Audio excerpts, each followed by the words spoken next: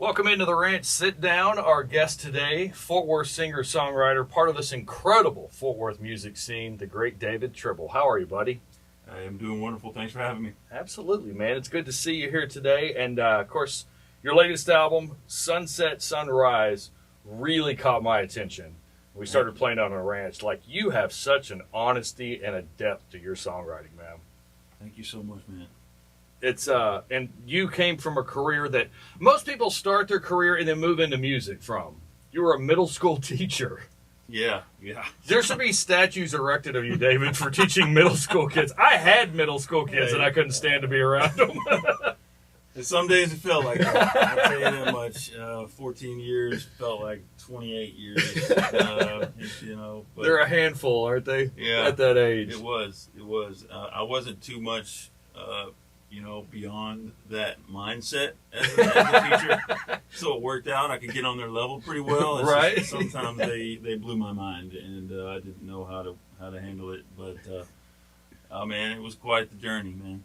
So what were you teaching in middle school? I taught science. Did you really? You were yeah. See, and it was for me my favorite teacher at Dublin, Texas, and I still remember him, Jim Easterling. He was our science teacher, and he was a drummer in a blues band. Oh, it seemed like musicians were always the cool. I mean, they were. He made us listen to Pink Floyd while we took our tests, so we could expand our mind. Called us our little Bebas. I mean, like he was just the coolest guy. And it was cool to have a musician as your teacher. So I'm sure there's kids that are thinking that about you now. I mean, music was always in my classroom, and I brought my guitar in with me no matter what. And, right. I even taught lessons to a few kids after class. Really? Yeah, it was just a cool way to get on their level and just kind of be that teacher that like is not like all the rest. Right. You know? And I was just being myself. Yeah. But man, no, I play songs. I mean, I taught them my own songs. I mean, I'd play in the hallway. For 1 year, they let me play in the hallway, kind of like a busker. Really? I kid you not. Like, in between classes, because they thought it would calm the kids down. Did you get, like, milks and cookies and I stuff got as tips? Most money I ever made was in a middle school hallway. Oh, yeah, man.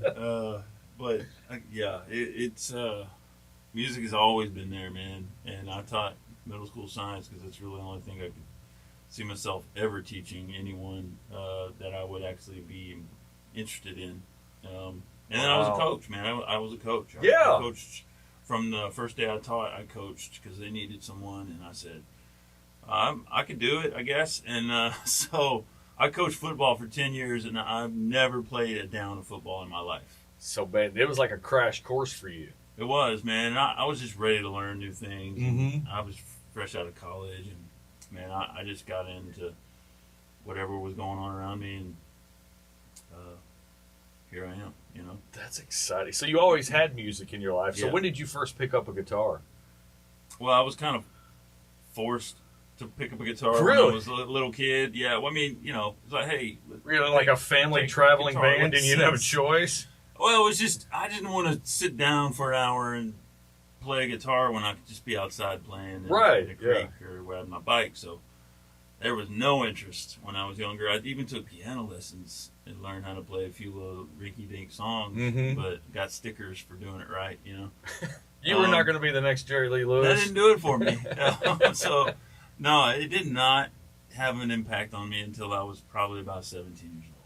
Really? Yeah. Do you remember that moment? What that was? I do remember that moment. And in between that, my parents, were split up, and I was going between houses. And my brother was with me, my sister was with my dad, and then I was with my dad. My brother was by himself, and there was just a lot going on in my life that was new and emotional. Yeah. And so all these things were kind of coming around in my head and my heart. And about 17 years old, I was at my mom's house, and I picked up my stepdad's guitar. I think it was a Toyota guitar. Watch out. Yeah. And I found a music book in a piano bench, and I taught myself 3 chords, and I guess the truth. I was going to say, there's a line there. I've heard this before. Because that has been something I've never looked back, and, it's just started my whole journey with music, and I did it on my own time. I did it my own way, which made all the difference in the world to me to be able to find that door that I'm supposed to walk through, not the one I'm supposed to be pushed through. Right. Yeah. And yeah. Yeah, and so the creativity juices just started flowing, and I just started writing songs real soon after that. But here's a step. We'll take a step back. And during all that time, my parents getting divorced and doing all that stuff back and forth, I started writing in a journal, just as a diary, as just feelings, as emotions. It was a journal of your life, not just writing like song lyrics. No. Okay. Not at all. No interest in, no thought of ever writing a song. Just my thoughts on paper. Wow. And some days I would just scribble because I was mad or things weren't going my way, and so it was, it was happy, it was sad, it was emotional, but I did that because I needed an outlet and I needed to express myself in a healthy way. And man, I really do look back at that and realize how important that was as a songwriter now. Absolutely, I was going to say, because that is such it's a tough age for a kid to go through that. Anyways, I did that too, but it's such an emotional time in your life. And as a songwriter, most songwriters, they always tell you, if you can open up your heart and open up your emotions and share that with people, that's what makes you a good songwriter. But if you don't go through situations like that, you don't know how to express that. So it sounds like that was kind of like your outlet. Yeah, and you come from a real place. It come from with no hidden agenda. You know what I mean? It was kind of just real and honest and raw. And you've been able to carry that throughout your career in music. Like, your songs are very raw and honest and open and very like, it's an emotional roller coaster to listen to a David Tribble album, which is a good thing. That's a great thing. It's never background noise. It makes a statement, and it stands the test of time, and that's a cool thing to have, man. Thank you. Well, I mean, the blessing of having a platform like this to release music that everyone in the world can hear, man, it's something to really stop and think about, and what you want to say and what you want to be known for, and I try to do that. So there's so much thought that goes into, at least from my perspective, that goes into one of your songs. How long does it usually take you to write a song, or is it one of those that it just flows out of you and you don't know where that muse comes from, but whatever it is, it's happening? Yeah, that can happen a lot. I mean, I find myself writing in so many different ways. I'm 100% open to the creative, just things coming into my life at any point. And I've written in church. I've written in, my car. I mean, it's just, and some songs come quickly, and some songs, need time, and some songs need to be edited, and I mean, that's the beautiful thing about songwriting that I love, that a guy like me loves, because I'm not structured.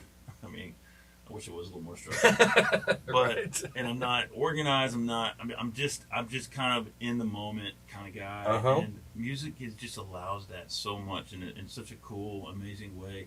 There's no rules. There's no box. I mean, just write what you feel. Yeah. And write, and when it comes to a song, you just think about what the song needs. I mean, what does the song need? I mean, what's the song telling you it needs? I mean, and that's just being in tune with what you're doing as a songwriter. And I'm no expert. I just love everything about the process. And man, it's a special thing, writing music. And I'm very, very thankful and blessed to get to do it. The cool thing, I think, about being a good songwriter is the really good songwriters can write a song for themselves. And that's the hardest thing for people to do, because a lot of times as a songwriter, you're like, I want to write a hit. So how do I do that? I want to make sure everybody loves this song. But it seems like some of the biggest songs on the planet are songs that songwriter wrote for themselves. And because it was so believable and so honest and so true, that we all were able to connect to it in some way. I mean, what better perspective to write from? Well, yeah. I mean, what else do you know? Yeah. I mean, I do like getting out of my own head and my own world sometimes, and writing from another perspective. That's a lot of fun for me. But man, just tell people what's going on in your world. Is it difficult for you to do co-writes? It's not difficult. I just haven't really needed the help most of the time, or needed the inspiration, so I haven't done a lot of it.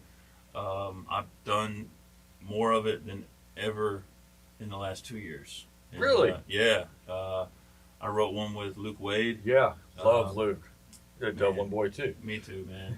He's been just a good solid buddy around here, and then through the years, and I just asked him if he'd like to jump in on this album with me and let's write a fresh song, and we did, man. It was so cool. He was very selfless about it. He put himself, kind of in the back seat and says, let's focus on you. Let's write something in your world. And yeah. I said, are you sure about that? Because my world's pretty crazy with my family and things like that. So, but man, we wrote a great song called "Waking Up to You," and it's the first time I've written on a Zoom call. Really? Yeah, man, it was so cool. I mean, he just was ready to roll, and we did it. I think it took like an hour. Holy cow. Yeah. That's nuts. And I remember writing the bridge in the studio. Because, I mean, what does the song need? It needed a bridge. It needs a bridge.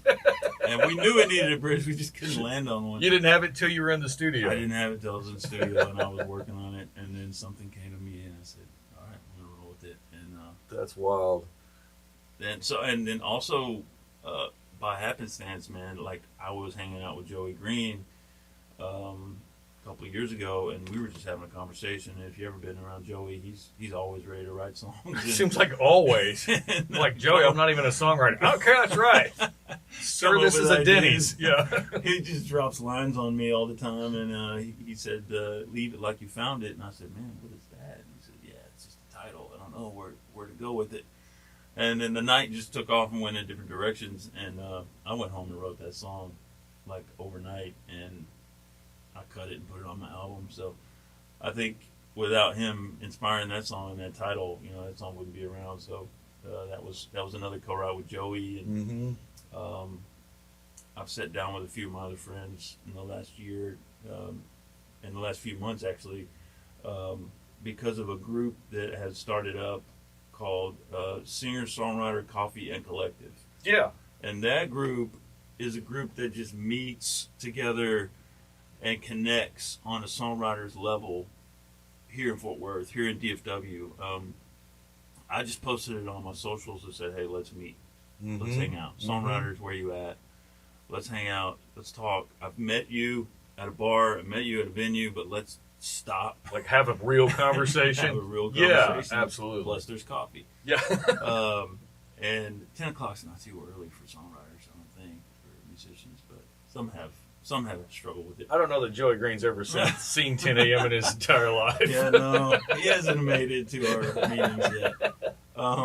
But so all it is just a meeting, and we meet at Common Grounds and TCU in the mornings, and it's just a startup thing. And I feel like the community that's here, as you talked about, the talent that's here. Oh yeah, man, we just need that connection. And sounds like you got more of a support group than a songwriter group. Yeah, no, and that's great. And that's a great thing to have. Yeah, we've talked about a lot of things besides music, and that's what it's all about. I mean, everybody's living their own lives, and they're bringing those things into the scene too, and so it has been an inspiring thing in many ways, not just music. That's fantastic. Yeah, and what was funny was I was going to talk to you about Leave It Like You Found It. That's the latest one that we're playing. I wish more people in this world had that mindset, because it is a me first mentality. Everybody else can deal with what I've left. I mean, there's so many ways to interpret that song, but that is just such a beautiful message, man. Thank you, man. It's an incredible message, and like I said, I wish more people had that mindset. Yeah, especially nowadays, it's getting nuts. I agree, and that's one of those songs. Like I said, Joey Green came up with that title, and I just thought, from a perspective of not my own, I wrote that song. I mean, I've had heartbreaks before, and relationships didn't work, but it was just more about getting in a very universal space to write that song, and really like the way it turned out. So you're really a hippie. I like that. Yeah, I guess so, man. I'm a musician, for God's sakes. So, David, why do you write songs? Why do I think, I've said this a few times, I think I write songs to help everything else make sense. Okay. I just feel like when I write songs about things in my life, they just make sense, and they have somewhere to go. They have somewhere to hang out. I mean, they can be all over the place, and then all of a sudden, but they have like a place to land. Yeah, that makes sense. And so, and I just feel like it's just, I can't imagine my life without music. I can't imagine my life without being able to express myself through words and play guitar. And I just feel like the Lord just kind of had it in His plan, man, for me to do this. And He said you're going to teach for a little while, and then we're going to change things up a little bit. We're going to make sure you really understand once you're done teaching. You're going to appreciate songwriting. How important this is.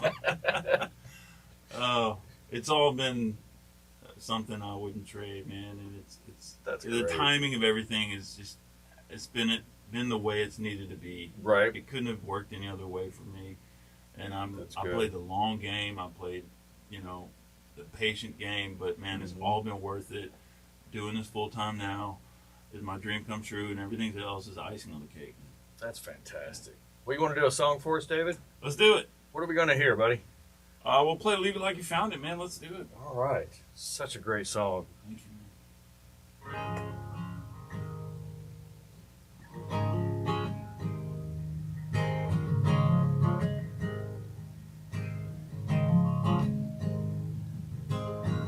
I know I can be hard to take. Whiskey neat on a Monday. Leaving you there, wondering why you're still hanging around. You're still hanging around. If you're thinking about leaving, please have a heart to let me down easy. I can't stand the thought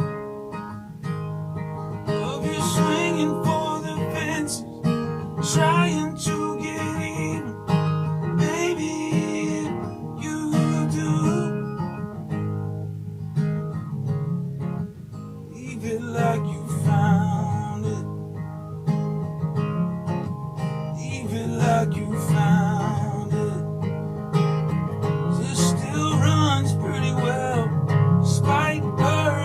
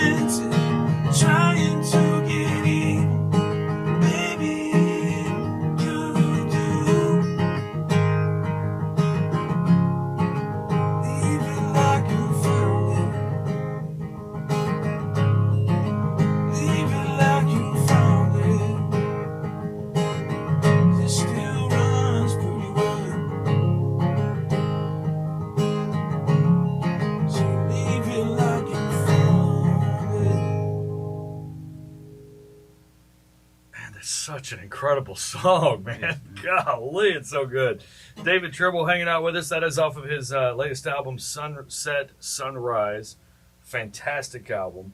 So, David, growing up, what kind of music were you listening to? Do you remember?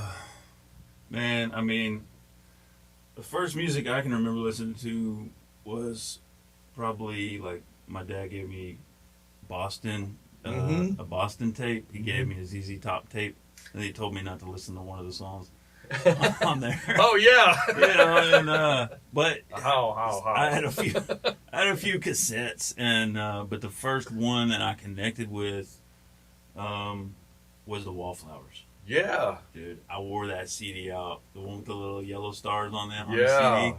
I would sit and do model cars. You know, I was that kid, and I would just listen to that album and just make model cars. The Jacob Dylan, that's who it was. Jacob Dylan, man. God, he was unreal. The songwriting, though. Yeah. Right? I mean, you think one headlight's good, listen to the rest. Dude, I know. It's such a good one.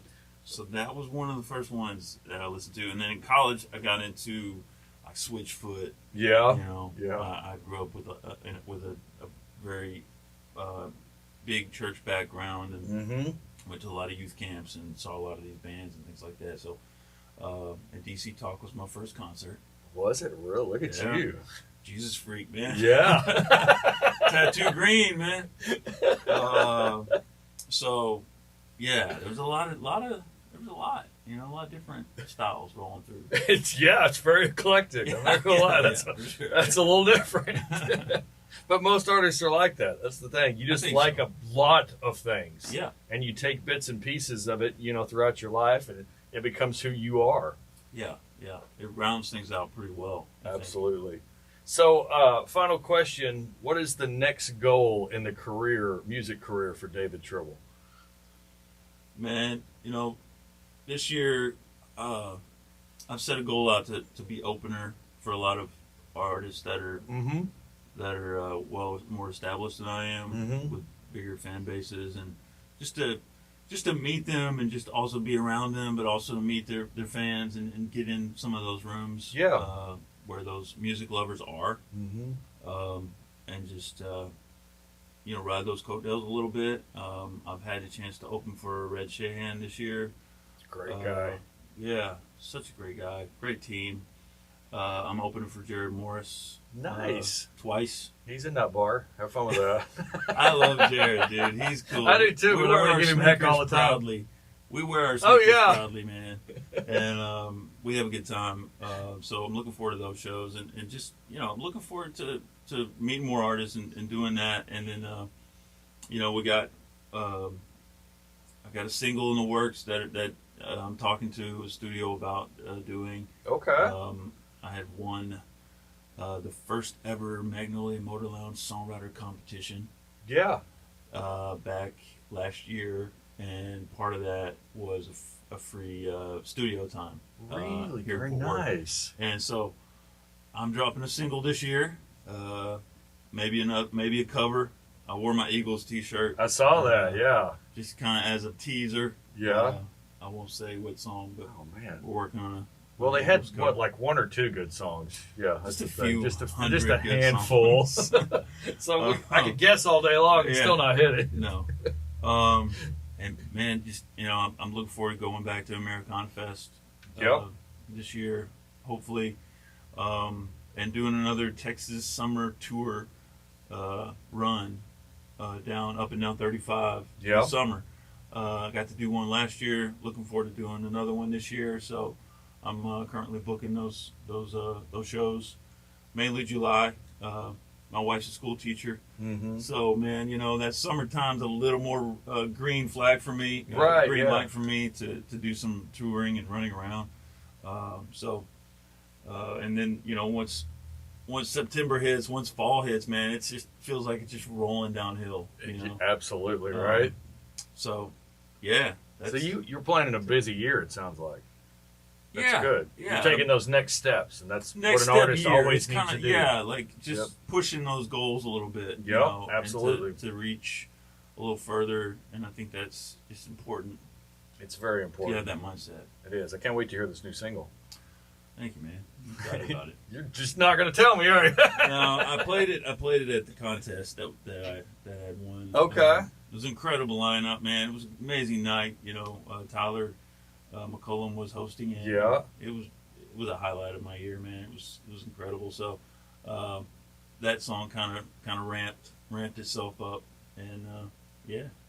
Well, very cool. David Tribble, man, thank you so much for joining us, buddy. It's been Yes, a pleasure. sir. Thank you for having me. You're a fantastic artist. Can't wait to hear what's next. So what's that new song?